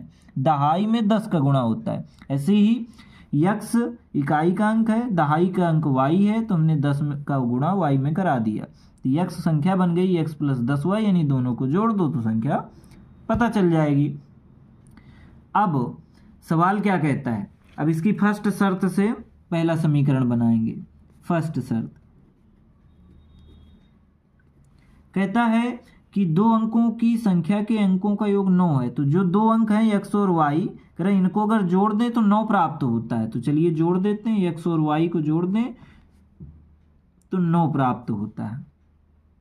ठीक, आगे कह रहा है इस संख्या का 9 गुना, कौन सी संख्या का, जो इन दोनों अंकों से मिलकर के बना है x और y से संख्या कौन सी बनी, x प्लस 10y। इस संख्या का 9 गुना संख्या के अंकों को पलटने से बनी संख्या का 2 गुना है। अब संख्या के अंकों को पलट देने से कौन सी संख्या बनेगी ये पता करेंगे। तो ये हमारा समीकरण नंबर 1 बन गया। इसके आगे अब हम हल करेंगे, उस पर हम लिखेंगे कि संख्या के अंकों को पलटने से बनी संख्या, लिखेंगे संख्या के अंकों को पलटने से बनी संख्या। कैसे पलट देंगे कि पलटना ऐसे कहते हैं कि इकाई को दहाई बना दो और दहाई को इकाई बना दो। जब हम यक्स को दहाई बना देंगे तो यक्स में 10 से गुणा करना पड़ेगा, तो ये हो जाएगा 10x प्लस वाई, ये संख्या बन जाएगी। इसी को आप y प्लस 10x भी लिख सकते हैं, कोई दिक्कत नहीं। तो संख्या के अंकों को अगर पलट देते हैं तो ये संख्या बन जाती है। आगे सवाल कहता है कि इस संख्या का 9 गुना, किसका 9 गुना, x प्लस 10y का, जो पहले बनी संख्या थी उसका 9 गुना। यहाँ पर लिख देंगे पहले सेकेंड शर्त। पहले बनी संख्या क्या थी, x प्लस 10y, इसका 9 गुना संख्या के अंकों को पलटने से बनी संख्या का 2 गुना है।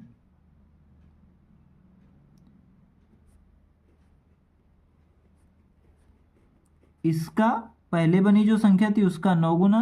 तो जब संख्या के अंकों को पलट दिया तो उससे बनी संख्या का ये दो गुना, यानी 9 अगर का इसमें गुणा करा देंगे आप तो ये दुगनी हो जाएगी, इससे ये दुगनी है ना। जब ये 2 गुनी हो गई तो दुगनी इसको भी करना पड़ेगा, तो इसमें भी हम 2 का गुणा करा देंगे तो दोनों हो गई बराबर।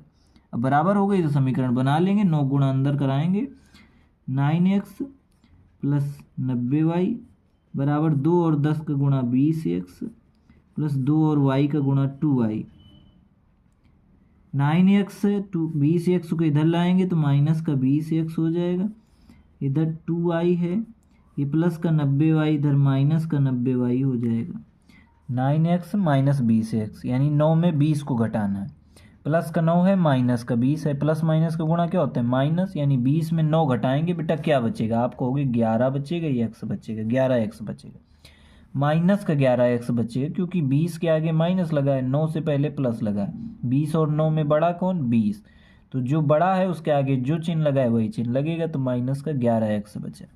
इधर बराबर है तो बराबर आ गया, 2i है, माइनस का 90y है, 90 में 2 घटाएंगे क्या बचेगा, 88 बचेगा, 88y बचेगा, माइनस का 88 बचेगा। अब इधर भी माइनस और इधर भी माइनस, दोनों तरफ माइनस है तो माइनस से माइनस कैंसिल हो गया। 11 से 88 काट दिया, 11 अट्ठे 88, इधर क्या बचा, केवल x बचा, इधर बचा 8y, बचा कि नहीं। अब 8y को इधर पक्षांतर कर लाएं तो ये बन जाएगा x माइनस 8y बराबर 0। और इस प्रकार से ये हमारा समीकरण बन गया नंबर 2। इससे पहले हमने एक समीकरण 1 बनाया था, अब समीकरण 1 और 2 दोनों को एक जगह लिख करके दोनों से विलोपन विधि का प्रयोग करके हल कर देंगे। तो हमने दोनों समीकरण एक जगह लिख लिए ताकि अब हमको हल करने में आसानी रहेगी।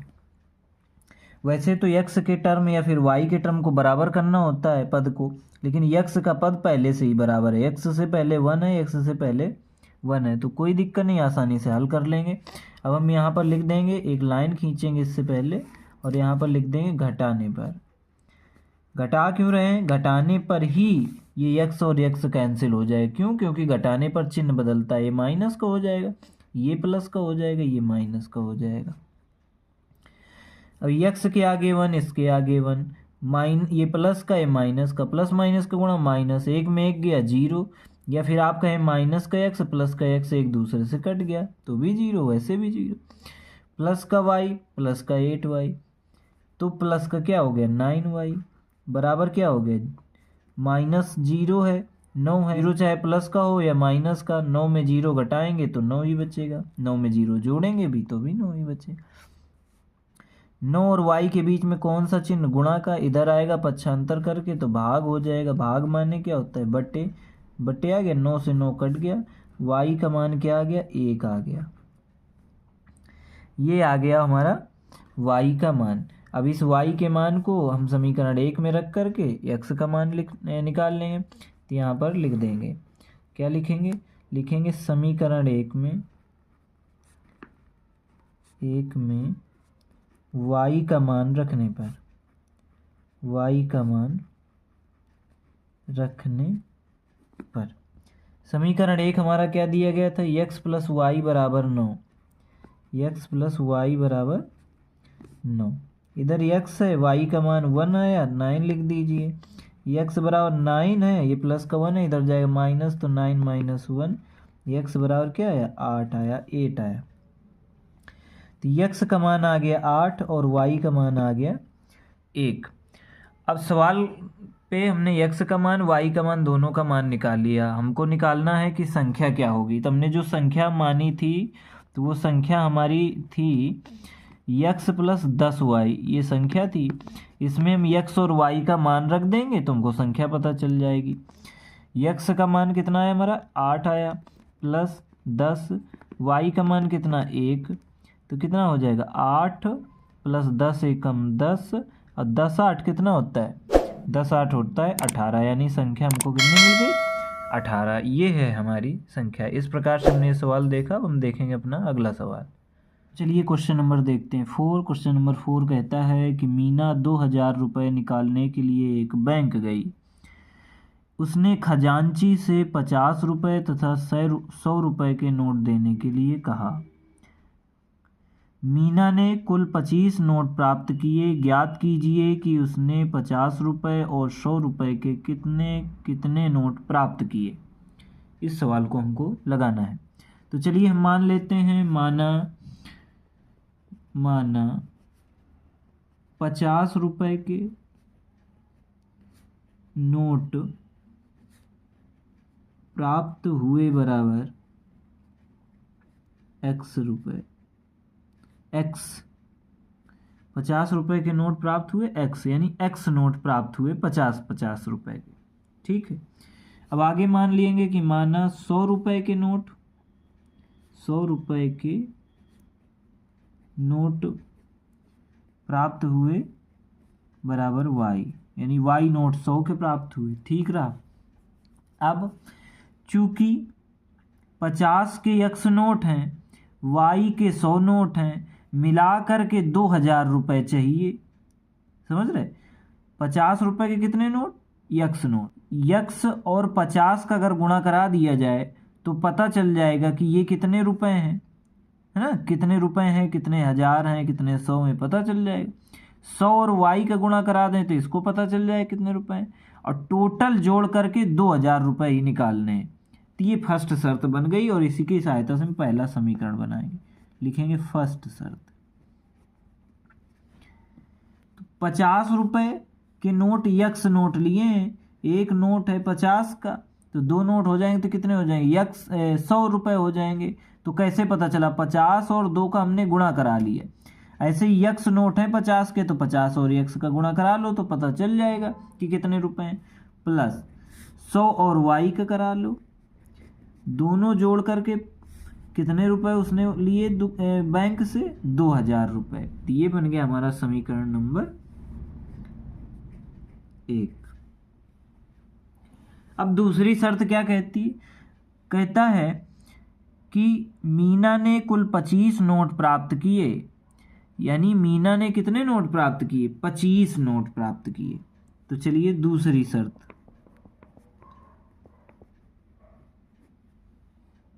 दूसरी शर्त कहता है कि मीना ने कुल 25 नोट प्राप्त किए, 50 के x नोट प्राप्त किए, 100 के y नोट प्राप्त किए और कह रहा है दोनों को जोड़ दो तो 25 नोट के बराबर है। इस प्रकार से बन गया ये हमारा समीकरण नंबर 2।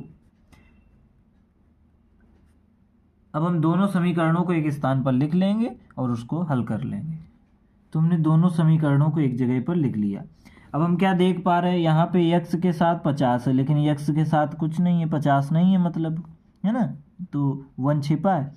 इधर y के साथ 100 है यानी 100 है, इधर y के साथ 100 नहीं है, यानी x के पद ना ही बराबर हैं ना तो y के पद बराबर हैं। और हमको दोनों पदों में से किसी एक पद को तो बराबर करना ही पड़ता है। बराबर होगा तभी विलोपन कर पाएंगे, तभी विलोपन विधि से सवाल लग पाएगा। तो बराबर करना है। बराबर करने का तरीका ये है, दूसरे वाले समीकरण में हम या तो 50 का गुणा करा दें तो ये x दोनों बराबर हो जाएंगे, या फिर 100 का करा दें तो ये y बराबर हो जाएंगे। तुम जिसका चाहे उसका करा सकते हैं। तो चलिए हम 100 का गुणा कराते हैं। इस पर हम गुणा कराएंगे समीकरण नंबर 2 पे, किसका, 100 का। जब 100 का गुणा करेंगे तो क्या आएगा बेटा, 100 और x का गुणा होता है 100x, 100 और y का गुणा होगा 100y, 25 और 100 का गुणा होगा 2500। तो ये समीकरण 2 था जो इसमें हमने 100 गुणा कराया। तो समीकरण में गुणा कराने पर जितने पद दिए गए उतने सब में कराना पड़ता है, सब में हमने करा दिया। कुछ इस प्रकार से बन गया। इससे पहले जो समीकरण था उसको हम इसके नीचे लिख लेंगे, जैसे कि 50x था, ये 50x प्लस 100y था, 100y लिख लिया। फिर था 2000, तो 2000 लिख लिया। अब हम देख पा रहे हैं y वाला टर्म या y वाला पद बराबर हो गया है, दोनों में 100 100 है। तो हम इसको घटा देंगे, यहाँ पर एक लाइन खींचेंगे और यहाँ पर लिखेंगे घटाने पर, और घटाने पर चिन्ह बदल जाता है। तो ये बदल जाएगा, प्लस का 50 था माइनस का हो गया, प्लस का 100 था माइनस का हो गया, प्लस का 2000 था माइनस का 2000 हो गया। 100 में 50 घटाया तो क्या बचा, 50x, और 100 में 100 गया, ये तो कट गया। चूँकि y है, एक प्लस का एक माइनस का कैंसिल हो जाएगा। ये फिर ऐसा कहें प्लस माइनस गुणा माइनस, 100 में 100 घटाया 0, कुछ नहीं बचा। अब इसको हल करेंगे, इधर ये बराबर ये वाला इधर आ गया। ये 2500 में 2000 को घटाना है, क्यों, इधर घटाने का चिन्ह लगाए माइनस का। 2500 में 2000 घटाएंगे तो 500 बचेगा। ये शून्य से ये शून्य कट गया। x बराबर क्या आएगा, 50/5। बटे 5 कैसे भाई, 0 से 0 कट गया तो इधर क्या बचा, केवल 5x। 5 और x के बीच में कौन सा चिन्ह बचा, गुणा का। 5 इधर आ गया भाग में, नहीं बटे में। 5 का भाग 50 में दिया तो क्या आ गया, 5 का भाग 50 में देंगे 10 आएगा, 5 दाम 50। x का मान क्या आ गया, 10। अब हम y के मान को निकालेंगे। y का मान निकालने के लिए x का मान समीकरण 1 में रख देंगे। तो हमने x का मान निकाल लिया था, और अब हमने ये लिखा कि x का मान समीकरण 2 में रखने पर, आप चाहें तो 1 में रखें फिर 2 में रखें, तो हम 2 में रखते हैं। समीकरण 2 हमने नोट कर लिया। इसमें x का मान 10 आया था, उसको हम रख करके चेक करते हैं। x का मान 10 रख दिया, प्लस y बराबर हो गया 25। y का मान निकालना है, 10 इधर प्लस का है, इधर जाएगा तो माइनस का हो जाएगा, तो 25 माइनस 10 हो जाएगा। y बराबर 25 में 10 घटाए क्या बचा, 15। y का मान आ गया 15, और x का मान आया था 10 है, तो x और y दोनों का मान हमने निकाल लिया। तो x का मान 10 आया, यानी कि ये 50 रुपये वाले नोटों की संख्या है। 50 रुपये के कितने नोट मिले, इसको 10 नोट मिले, और 15 नोट मिले 100 रुपये वाले नोटों की संख्या 15 है। यानी 100 के नोट कितने मिले, 15। यही हमको मालूम करना था कि 50 के नोट कितने मिले, 100 के नोट कितने मिले। इस प्रकार से हमारे सवाल लग गया। अब हम देखते हैं अपना अगला क्वेश्चन। तो चलिए देखते हैं क्वेश्चन नंबर 2 का 5वां क्वेश्चन। कहता है किराए पर पुस्तकें देने वाले किसी पुस्तकालय का प्रथम 3 दिनों का किराया एक नियत है। किराए पर पुस्तकें देने वाले किसी पुस्तकालय का प्रथम 3 दिनों का किराया एक नियत किराया है। नियत माने एक निश्चित किराया है। 3 दिन के लिए अगर कोई व्यक्ति पुस्तक ले जाएगा या कोई छात्र पुस्तक ले जाएगा तो निश्चित है कि इतने रुपए आपको देने पड़ेंगे। आगे कहता है तथा उसके बाद प्रत्येक अतिरिक्त दिन का अलग किराया है। उसके बाद अगर 3 दिन से अधिक पुस्तक वही पुस्तक कोई छात्र रखता है तो प्रत्येक दिन के हिसाब से उसका अलग किराया, ऐसा कह रहा है। फिर कह रहा है सरिता ने 7 दिनों तक एक पुस्तक रखने के लिए 27 रुपये अदा किए। सरिता 7 दिनों तक उसने पुस्तक रखी, एक पुस्तक ले गई वो, और उसके लिए उसने 27 रुपये अदा किए। जबकि सूसी ने एक पुस्तक 5 दिनों तक रखने के लिए 21 रुपये अदा किए। यानी एक सूसी थी, उसने 5 दिनों तक पुस्तक को अपने पास रखा और इसके लिए उसने 21 रुपये चुकाए। नियत किराया तथा प्रत्येक अतिरिक्त दिन का किराया ज्ञात कीजिए। सवाल कह रहा है कि नियत किराया क्या था, यानी निश्चित किराया क्या था 3 दिनों का, और उसके अतिरिक्त कितने रुपए पर डे के हिसाब से किराया लगता था। तो चलिए देखते हैं। तो चलिए मान लेते हैं। सबसे पहले मान लेते हैं, माना नियत किराया बराबर, माना नियत माने क्या होता है बेटा, निश्चित होता है, कि जो निश्चित है कि इतना रुपया लगेगा ही लगेगा। माना नियत किराया बराबर कितने रुपए, x रुपए। ये कितने दिनों के लिए, 3 दिनों के लिए। कितने दिनों, यहाँ पे लिख दो 3 दिनों के लिए आपको x रुपए चुकाने पड़ेंगे। अगर आप 3 दिन के अंदर या 3 दिन में वापस करते हैं किताब, तो 3 दिनों पर अगर आप वापस करते हैं तो x रुपए देने पड़ेंगे। लेकिन उसके बाद अतिरिक्त किराया लगता है अगर 3 दिन से अधिक रखते हैं। तो अतिरिक्त, ये भी हम मान रहे हैं कि माना अतिरिक्त किराया बराबर y रुपए। अतिरिक्त किराया कितना, y रुपए हमने मान लिया कि यदि आपने 3 दिन तक किताब रखी तो x रुपए ही देने पड़ेंगे, और उसके अतिरिक्त अगर आपने 4 दिन रखी तो y रुपए, और अगर 5 दिन रखी तो x रुपए। तो 3 दिन के हो गए, 2 दिन और बाकी हुए, तो 2 और y का गुणा करा करके देना पड़ेगा, है ना।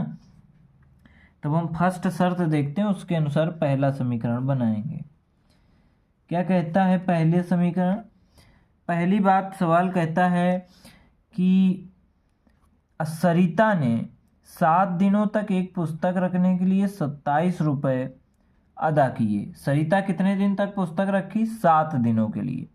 अब उसने 7 दिनों के लिए अपने पास पुस्तक रखी, तो 3 दिनों का किराया तो x है, तो 3 दिन तो ये हो गए, लेकिन 4 दिन का अतिरिक्त किराया देना पड़ेगा। 1 दिन का y, 4 दिन का 4y, दोनों मिला करके उसने दुकानदार को कुल 27 रुपये अदा किए, तो बराबर कर दिया 27। तो ये हमारा बन गया समीकरण नंबर 1। इसके आगे सेकंड शर्त क्या कहती है,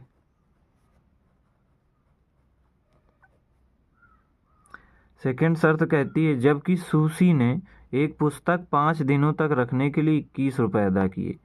सूसी जो है उसने पुस्तक को अपने पास 5 दिनों तक रखा और 21 रुपये दिए। तो 3 दिन के लिए तो आप जानते हैं x रुपये, तो कह रहा है 5 दिनों तक रखा तो 3 दिन का किराया हो गया, तो 2 दिन का और देना पड़ेगा 2। 1 दिन का अतिरिक्त किराया y होता है, 2 दिनों का किराया 2y हो जाएगा। कितने रुपए देने पड़े, 21 रुपये अदा करने पड़े। तो ये हो गया हमारा समीकरण नंबर 2। इस प्रकार समीकरण 1 और 2 हमने बना लिया, इनको एक जगह पर नोट करके हल कर लेंगे। तो हमने दोनों समीकरणों को नोट कर लिया।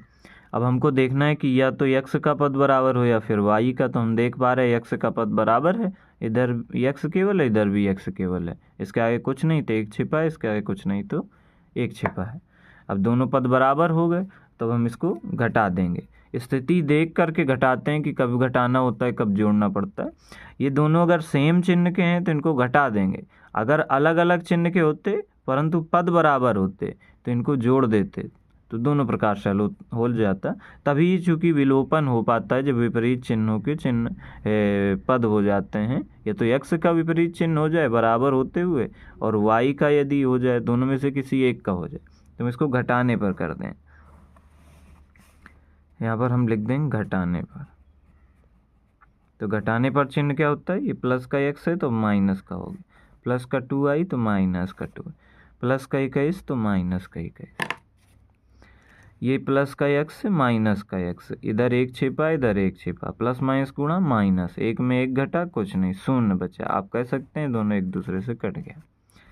प्लस का 4y माइनस का 2y, प्लस माइनस का गुणा माइनस, घट जाएगा। 4 में 2 घटाएंगे क्या बचेगा, 2 बचेगा, y बचेगा साथ, प्लस का 2y बचेगा। क्यों? क्योंकि बड़ी संख्या जो है वो प्लस की है तो प्लस का ही बचेगा। बड़ी संख्या के आगे जो चिन्ह लगा होता है वही चिन्ह यहाँ पर आता है। ये 27 है माइनस 21 है, 27 में 21 को घटा देंगे, 6 बचेगा। 2 और y के बीच गुणा है, इधर आएगा तो भाग हो जाएगा, 6/2 हो जाएगा। बटे का मतलब भाग। 2 का भाग 6 में दिया, y का मान आ गया 3, 2 एकम 2, 2 तिहाई 6, तो y का मान कितना आ गया 3। y के इस मान को हम समीकरण 1 में रख देंगे, या समीकरण 2 में भी रख सकते हैं, जिसमें चाहे उसमें। तो चलिए हम समीकरण 1 में रख करके देखते हैं। लिखेंगे y का मान समीकरण 1 में रखने पर, समीकरण 1 हमारा क्या है, समीकरण 1 है x + 4y बराबर 27। x है तो लिख दीजिए, 4 है तो लिख दीजिए, y का मान कितना 3 बराबर 27। x + 4 तिहाई 12 बराबर 27। x बराबर 27 माइनस 12, x बराबर 27 में 12 घटा दीजिए, इधर प्लस का था इधर आके माइनस का हो गया। 27 12 घटाएंगे क्या बचेगा, 7 में 2 गया 5, 2 में 1 गया तो 1। x का मान आ गया 15 रुपये। क्या पता चला, x का मान 15 रुपये आ गया। x हमने क्या माना था, नियत किराया, यानी ये x जो है ये नियत किराया है। 3 दिनों तक अगर आप किताब रखते हैं तो इतना निश्चित रूप से आपको किराया देना पड़ेगा पुस्तक का। उसके अतिरिक्त आप रखते हैं तो 3 रुपये प्रतिदिन के हिसाब से, चूँकि अतिरिक्त किराया हमने क्या माना था y रुपये, तो ये 1 दिन का किराया था प्रत्येक दिन का, तो ये 3 रुपये 1 दिन का किराया। यानी अगर 3 दिन तक किताब रखी आपने तो आपको 15 रुपये देने पड़ेंगे।